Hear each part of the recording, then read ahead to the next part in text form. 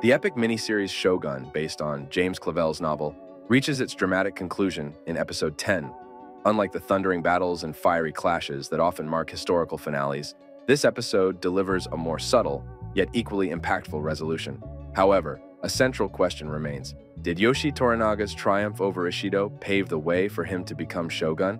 Let's break down the final episode of Shogun and explore how Lord Toranaga secured his ultimate goal. Discuss the fate of John Blackthorne and the significance of Mariko's sacrifice. The episode opens with the aftermath of Lady Mariko's tragic demise. Her loss advertently benefits Lord Toranaga, as it triggers a chain reaction that significantly weakened Ishido's position. Firstly, the brutality of the act exposed Ishido's ruthless tactics, sowing seeds of doubt and instability within Osaka Castle. Daimyos, previously hesitant to challenge the Council of Regents, became wary of aligning themselves with such a leader. This erosion of support from powerful lords further crippled Ishido's power base. Furthermore, Mariko's death deeply affected Ochiba, who shared a sisterly bond with Mariko. The scene where Ochiba reads Mariko's poetry to her son beautifully captures the emotional turmoil she experiences. This loss likely prompted Ochiba to reevaluate her stance on the war. Mariko, in her final moments, had pleaded with Ochiba to support Toranaga. Ochiba, witnessing the diminishing prospects of Ishido's cause and the emotional toll of the conflict, ultimately sided with Toranaga. This shift in allegiance was a major coup for Toranaga. By securing the support of the heir, he gained a powerful symbol of legitimacy and significantly solidified his own position. John Blackthorne, the English pilot thrust into the heart of Japanese politics, remained blissfully unaware of Toranaga's true intentions. Blackthorne believed he was manipulating Toranaga for his own gain, a return to England. The series finale shattered this illusion. The burning of Blackthorne's ship, orchestrated by Toranaga under the guise of a traitor, ensured Blackthorne's permanent stay in Japan. This act served a dual purpose.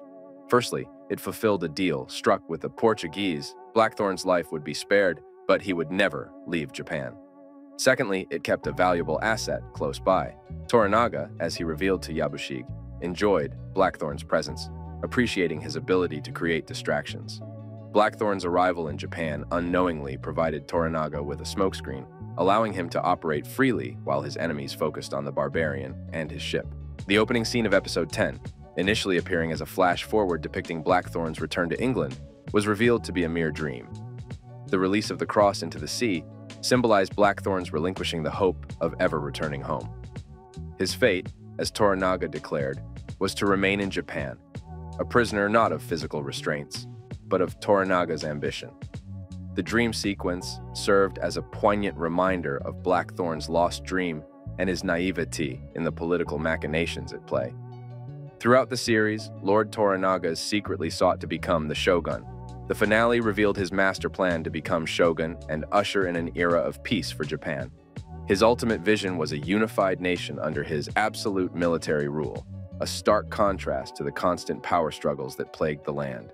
This revelation came during his conversation with Yabushige, the enigmatic warrior who committed seppuku for his role in Mariko's death. Toranaga, acting as Yabushige's second, confided his plan in its entirety. Yabushige's final question, whether becoming Shogun was always Toranaga's intention, went unanswered. However, a subtle smile on Toranaga's face after the seppuku hinted at the truth. With Yabushige gone, the secret remained buried.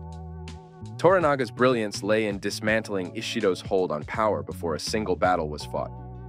Ochiba no Kada's support served as a masterstroke. Similar to Yodo no Kada, the historical figure Ochiba represented, she symbolized the heir's legitimacy. With this backing, Toranaga effortlessly swayed allies previously loyal to Ishido. Without the heir as a rallying point, Ishido's cause crumbled. The series' omission of the full Battle of Sekigahara becomes a deliberate choice. The war, the defining moment for Tokugawa Ieyasu in real life, was rendered irrelevant by Toranaga's masterful maneuvering. He had already won a bloodless victory by strategically securing the heir's legacy through Ochiba. By drawing parallels with Tokugawa Ieyasu's historical trajectory, we can confidently predict Toranaga's ultimate triumph.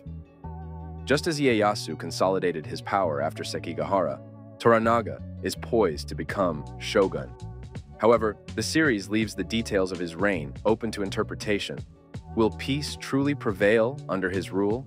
While some may have craved a grand battle to conclude Shogun, the show's final episode delivered a satisfying and beautifully crafted resolution. The lack of a flashy war sequence didn't diminish the emotional impact. Instead, the power resided in the quiet moments. These subtle scenes resonated deeply. Ishido's encounter with a distraught Yabushige in the garden offered a glimpse into the psychological toll of war. Blackthorne's initial resistance to Fuji's decision to become a nun, followed by his heartfelt farewell in Japanese, showcased a tenderness unseen before. Even characters like Buntaro, who overcame bitterness to aid the rescue of the Erasmus, and Muraji, who finally revealed his samurai past to Blackthorne, added depth to the narrative. The beauty of the production design further elevated the experience. The score perfectly complemented the emotional ebbs and flows, while the costumes and cinematography were visually stunning. Though the series has concluded, it leaves a lasting impression, making the audience yearn for a world expertly crafted and impeccably presented.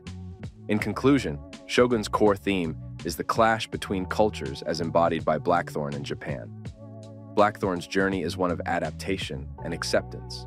He grapples with vastly different social norms, a complex political system, and a language barrier. Ultimately, his survival depends on his ability to navigate this foreign world. The series doesn't shy away from the brutality and harsh realities of feudal Japan, but it also highlights the beauty of the culture and the resilience of the human spirit. The pursuit of power and the sacrifices it demands are central to Shogun's narrative. Characters like Toranaga and Ishido are ruthless in their ambitions. They manipulate, deceive, and even kill to achieve their goals.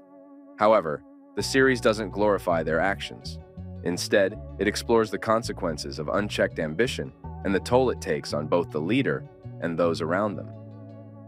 The episode's quieter moments with Yabushige and Toranaga offer a glimpse into the burdens of leadership and the weight of responsibility.